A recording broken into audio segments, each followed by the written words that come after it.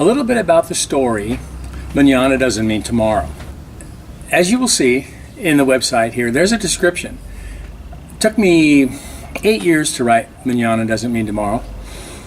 It took me 3 years of living it, and several years just to be comfortable with having people read it, because it can be very personal on occasion. So the quick synopsis is that I fell in love with Mexico 30 years ago, bought an old sailboat, fixed it up, brought it to Mazatlan, got in the sailing charter business with a couple of Mexicans, that had a ragtag sport fishing flota, promised me everything would be fine. I brought the boat down, I got some flyers, I started taking people sailing, and it was all illegal. Unbeknownst to me, it was 100% illegal. They were just shucking and jiving me. And I ended up getting busted one night and almost going to jail, almost getting deported, and almost having my boat confiscated. It was quite an adventure. It's a 3-year window, and I kept trying, and I kept trying, and I kept believing these guys against all odds, because I wanted it so bad.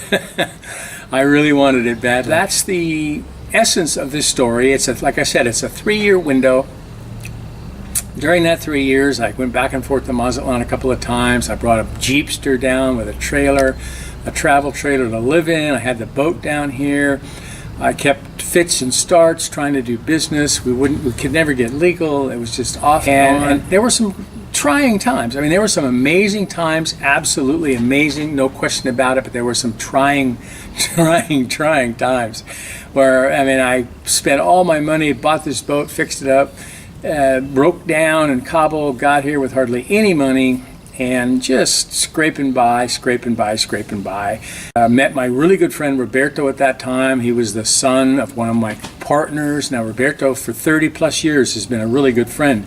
And here I am in Mazatlan now in June of 2018, and Roberto and I'm getting ready to drive back to California, and Roberto and I are going to take a little road trip from Mazatlan to Nogales, Arizona / Mexico, and then he's going to come back to Mazatlan. He came down with me when I drove this time in December, late December. He met me in Nogales, and we tripped to Mazatlan. He's a good buddy.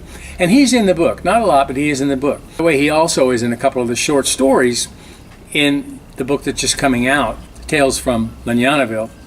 And Roberto's featured in a few of those stories. He's a good guy. He's smart. He speaks good English. He knows what's going on in Mexico, and he's a great asset. It's the nuts and bolts of Mañana Doesn't Mean Tomorrow. I encourage you, if you've gone this far, to check out the actual reviews of what people have said that have read Mañana. I wrote it a long time ago, and sometimes I go back and I open it up and I look at a page and I think, wow.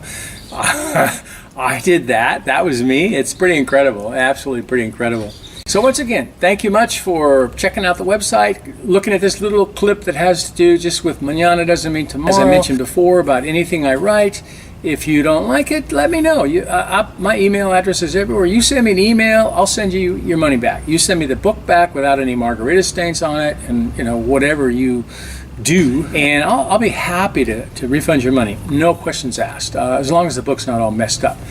Anyway, thank you very much, and I also appreciate good feedback too. I've been kind of low-key with Mañana for a couple 3 years because I've been waiting for this third book, the 15 short stories.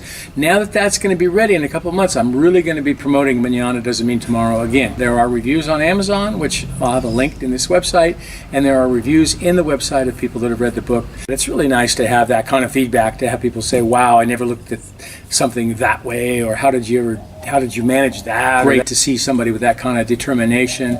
Or sometimes they say, that's great to see somebody with that kind of stupidity, because we're all in this together. We're all in this whole planetary thing together, and it's nice that we can be vulnerable. And I am vulnerable in this book, and you'll see that. And that's the only way it can be done. I had to treat myself as fairly and unbiasedly as I feel like I treated everybody else in the story. It's a true story. A couple of people that are in the story have read it and are not happy with how they've been depicted, but those people were peripherally involved in the story, and I stand by everything I wrote, absolutely. So if you're in the story and you read it and you don't like it, give me a call or send me an email and we'll talk about it. But I think I treated everyone fairly, even me. There's not a doubt that I admit to any of my foibles and, as my friend Ray says, my picadillos that have to do with living life and adventuring in Mazatlan.